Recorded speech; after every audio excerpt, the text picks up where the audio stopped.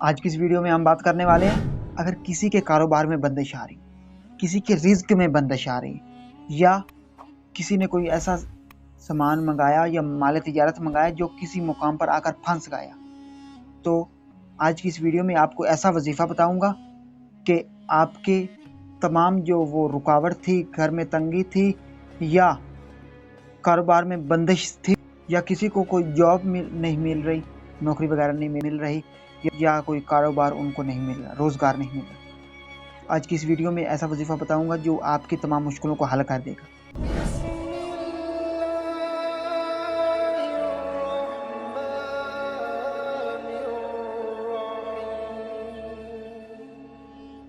بسم اللہ الرحمن الرحیم۔ تمام دیکھتی آنکھوں، سنتے کانوں اور دھڑکتے دلوں کو مدثر اقبال کا پیار بھرا سلام۔ آپ دیکھ رہے ہیں ہمارے یوٹیوب چینل اور فیس بک پیج اسلام کی بات۔ آج کی اس ویڈیو میں ہم بات کرنے والے ہیں کہ اگر کسی شخص کا کاروبار رکا، کاروبار میں بندش آ گئی، کسی کے روزگار میں بندش آ گئی، کسی کی نوکری میں بندش آ گئی، یا کسی کو نوکری نہیں مل رہی، یا کسی کے رزق میں بندش آ گئی، تو اس کو کیسے ختم کیا جا سکتا ہے؟ وہ آپ کے لیے بہت بڑا مسئلہ بن گیا، مشکل آ گئی، تو اس مشکل کو کیسے دور کیا جا سکتا ہے؟ اللہ پاک کا ذکر و اذکار کر کے، وظیفہ کر کے۔ تو وظیفہ آسان سا ہے، آپ نے پڑھنا ہے ذل جلال والاکرام۔